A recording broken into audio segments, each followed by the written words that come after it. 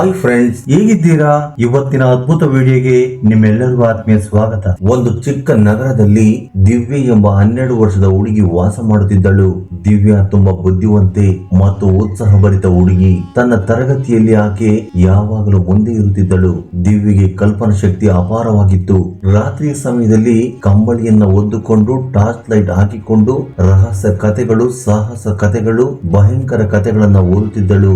ಆಕೆ ಪುಸ್ತಕದ ಶೆಲ್ಫಿನಲ್ಲಿ ವಿವಿಧ ಕಥೆಗಳ ಪುಸ್ತಕಗಳು ತುಂಬಿರುತ್ತಿದ್ದವು. ಆದರೆ ಸಂಜೆ ಶಾಲೆಯ ಗಂಟೆ ಬಾರಿಸಿದ ತಕ್ಷಣ ಅವಳ ಊಹಾ ಜೀವನದ ಆ ಬಣ್ಣಗಳು ಸ್ವಲ್ಪ ನಿಂತು ಹೋಗುತ್ತಿದ್ದವು.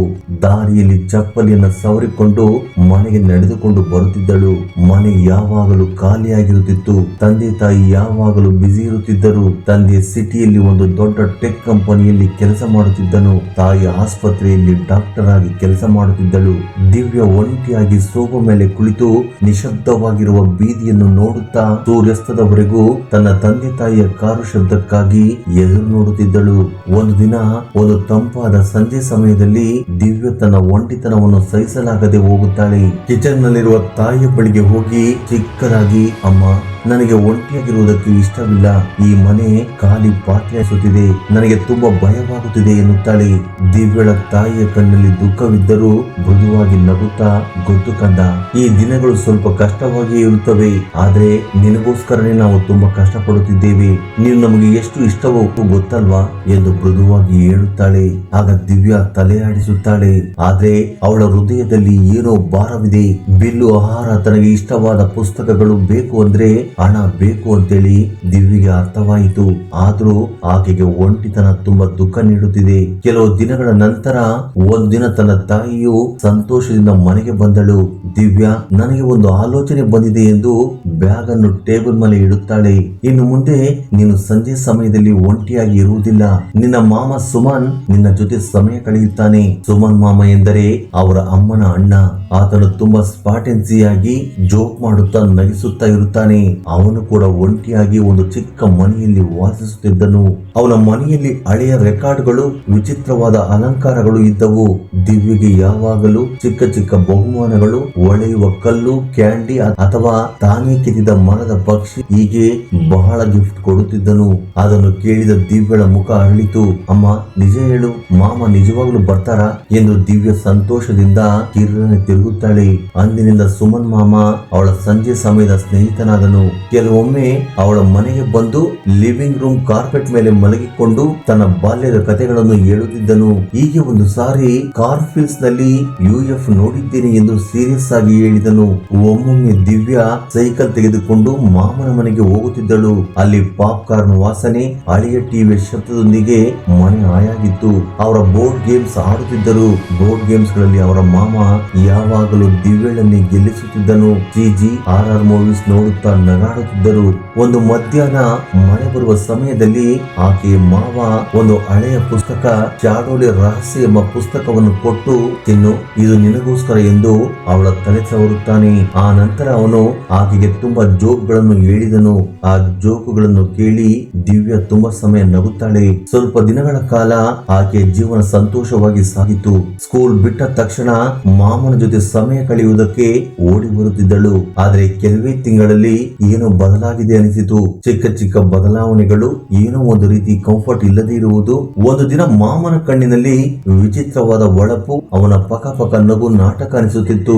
ಆ ದಿನ ಮಧ್ಯಾಹ್ನ ಅವರಿಬ್ಬರು ಫೋರ್ಸ್ ವಿಗ್ ನಲ್ಲಿ ಕುಳಿತಾಗ ಮಾಮ ಅವಳಿಗೆ ಹತ್ತಿರವಾಗಿ, ದಿವ್ಯ, ಒಂದು ಸ್ಪೆಷಲ್ ಗೇಮ್ ಮಾಡೋಣ, ಜಸ್ಟ್ ನಾವಿಬ್ಬರು. ನಿನಗೆ ತುಂಬಾ ಎಂಜಾಯ್ ಇರುತ್ತದೆ.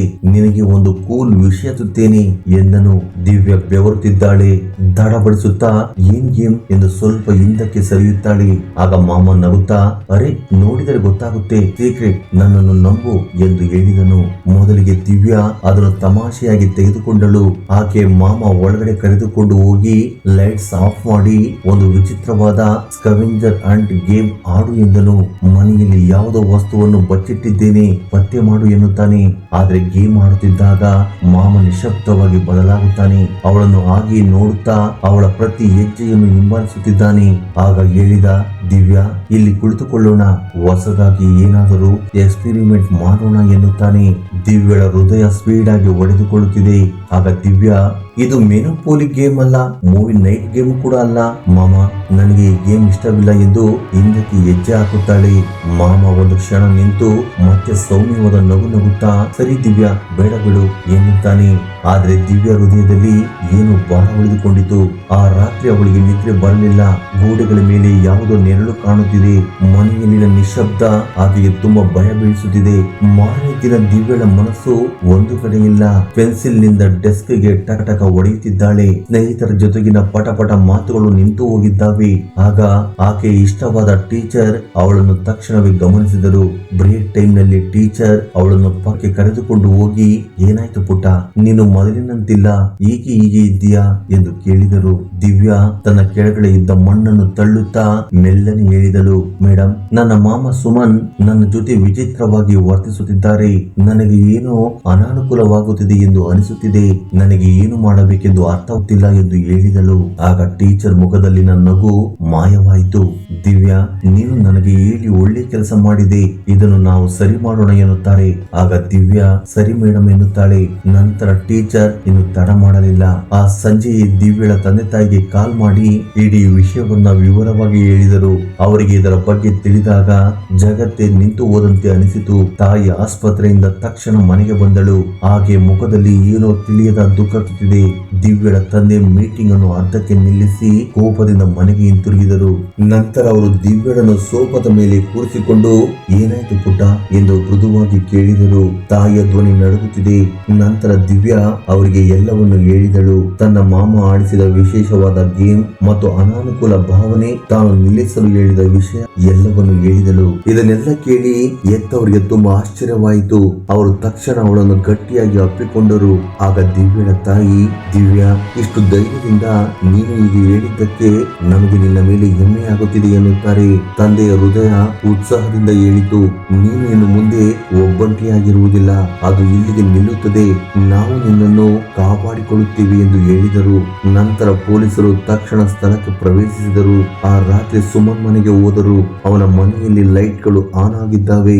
ನಂತರ ಪೊಲೀಸರು ಅವನನ್ನು ವಶಕ್ಕೆ ತೆಗೆದುಕೊಂಡು ಪ್ರಶ್ನಿಸಿದಾಗ ಅವನ ಹಿಂದಿನ ಹಲವು ಅಪರಿಚಿತ ರಹಸ್ಯಗಳು ಬಹಿರಂಗವಾದವು. ಅವನು ಅನೇಕ ಹುಡುಗಿಯರ ಬಳಿ ಈ ರೀತಿಯಾಗಿ ಕೆಟ್ಟದಾಗಿ ವರ್ತನೆ ಮಾಡಿದ್ದಾನೆ. ಈಗ ಅವೆಲ್ಲ ವಿಷಯಗಳು ಬೆಳಕಿಗೆ ಬಂದವು. ದಿವ್ಯಳ ಎತ್ತವರಿಗೆ ಆ ಮಾತುಗಳನ್ನು ಕೇಳುವುದಕ್ಕೆ ಅಸಹ್ಯವೆನಿಸಿತು. ಆಗ ಸುಮನ್ ನನ್ನ ರಿಮೈಂಡ್ ರೂಮ್ ನಲ್ಲಿ ಇಟ್ಟರು. ಅಂದಿನಿಂದ ದಿವ್ಯಗೆ ಮತ್ತೆ ಅವನನ್ನು ನೋಡುವ ಅಗತ್ಯ ಬರಲಿಲ್ಲ. ಆಕೆ ತಂದೆ ತಾಯಿಗಳು ಅಪರಾಧಿ ಭಾವನೆಯಿಂದ ಕುಗ್ಗಿ ಹೋದರು. ಆದ್ರೆ ಅಂದಿನಿಂದ ಅವಳನ್ನು ಕಣ್ಣಿನ ರೆಪ್ಪೆಯಾಗಿ ಕಾಪಾಡುತ್ತಿದ್ದಾರೆ. ತಾಯಿ ಶಿಫ್ಟ್ಗಳನ್ನು ಕಡಿಮೆ ಮಾಡಿದರು. ತಂದೆ ವಾರದಲ್ಲಿ ಕೆಲವು ದಿನ ಮನೆಯಿಂದಲೇ ಕೆಲಸ ಮಾಡಲು ಪ್ರಾರಂಭಿಸಿದರು. ದಿವ್ಯಗೆ ಒಬ್ಬ ಕೌನ್ಸಿಲರ್ ಬಳಿ ಕೌನ್ಸಿಲಿಂಗ್ ನೀಡಲಾಯಿತು. ಆ ಲೇಡಿ ಕೌನ್ಸಿಲರ್ ದಿವ್ಯಳಿಗೆ ಆ ಕತ್ತಲೆಯ ಭಾವನೆಗಳನ್ನು ಶಮನಗೊಳಿಸಿದರು. ಆಕೆಯ ದುಸ್ವಪ್ನಗಳನ್ನು ಓಡಿಸಿದರು. ಕೆಲವು ದಿನಗಳ ನಂತರ ದಿವ್ಯ ಕ್ರಮೇಣ ಚೇತರಿಸಿಕೊಂಡಳು. ಮನೆ ಈಗ ಖಾಲಿ ಅನಿಸುತ್ತಿಲ್ಲ. ದಿವ್ಯ ತನ್ನ ತಾಯಿಯೊಂದಿಗೆ ಕುಕಿಂಗ್ ನಲ್ಲಿ ಸೇರುತ್ತಿದ್ದಾಳೆ. ಅಪ್ಪನೊಂದಿಗೆ ಎತ್ತಲಿನಲ್ಲಿ ಬಾಲ್ ಕ್ಯಾಚ್ ಆಟ ಆಡುತ್ತಿದ್ದಳು. ಒಂದು ದಿನ ಬೆಳಿಗ್ಗೆ ದಿವ್ಯ ಸ್ಕೂಲ್ ಟೀಚರ್ ಬಳಿಗೆ ಓಡಿ ಹೋಗಿ, ಮೇಡಮ್, ನೀವು ನನಗೆ ತುಂಬಾ ಸಹಾಯ ಮಾಡಿದ್ದೀರಿ, ಥ್ಯಾಂಕ್ಸ್ ಎಂದು ಹೇಳುತ್ತಾಳೆ. ಅವಳ ಕಣ್ಣುಗಳಲ್ಲಿ ಆ ಹಳೆಯ ಸ್ಪಾರ್ಕ್ ಮರಳಿತು. ಆ ಟೀಚರ್ ಮುಗುಳು ನಗುತ್ತಾ, ದಿವ್ಯಾ, ನೀನು ಒಬ್ಬ ರಾಕ್ ಸ್ಟಾರ್, ಏನಾದರೂ ತಪ್ಪಾಗಿದೆ ಎಂದು ಅನಿಸಿದರೆ ಮಾತನಾಡಬೇಕು ಎಂದು ಎಲ್ಲರಿಗೂ ತೋರಿಸಿದ್ದೀಯಾ, ನಿನಗೆ ಗೊತ್ತಾ, ಅದು ನಿನ್ನ ಸೂಪರ್ ಪವರ್ ಎಂದರು. ಆ ಕಷ್ಟಗಳಿಂದ ದಿವ್ಯಾ ದೊಡ್ಡ ಪಾಠ ಕಲಿತಳು. ಬಂಧುಗಳೇ, ನಿಮ್ಮ ಹೃದಯವು ಏನಾದರೂ ತಪ್ಪು ನಡೆಯುತ್ತಿದೆ ಎಂದು ನಿಮಗೆ ಹೇಳಿದರೆ ಅದನ್ನು ನಿರ್ಲಕ್ಷಿಸಬೇಡಿ. ಆ ಶಿಕ್ಷಕಿ ಮಾಡಿದ ಸಹಾಯ, ಆಕೆಯ ಪೋಷಕರು ಮತ್ತು ಆಕೆಯ ಸ್ವಂತ ಧೈರ್ಯ ಇವೆಲ್ಲವೂ ಆಕೆಯನ್ನು ಕಾಪಾಡಿದವು. ದಿವ್ಯ ಮತ್ತೆ ತನ್ನ ಪುಸ್ತಕಗಳ ಕಡೆ, ನಗುವಿನ ಕಡೆ, ದೊಡ್ಡ ಕನಸಿನ ಕಡೆ ತಿರುಗಿದಳು. ಸ್ನೇಹಿತರೆ, ಈಗ ಮೊದಲಿಗಿಂತ ಬಲಶಾಲಿಯಾದಳು. ಫ್ರೆಂಡ್ಸ್, ಈ ಕಥೆಯ ಬಗ್ಗೆ ನಿಮ್ಮ ಅಭಿಪ್ರಾಯವೇನು? ಕಾಮೆಂಟ್ ಬಾಕ್ಸ್ ಅಲ್ಲಿ ಕಮೆಂಟ್ ಮಾಡುವುದನ್ನು ಮರೆಯಬೇಡಿ. ಹಾಗೆ ಈ ವಿಡಿಯೋ ನಿಮಗೆ ಇಷ್ಟವಾಗಿದ್ದರೆ ಲೈಕ್ ನೀಡುವುದನ್ನು ಮರೆಯಬೇಡಿ. ಜೈ ಶ್ರೀಕೃಷ್ಣ ವಾಸುದೇವ. ಧನ್ಯವಾದಗಳು.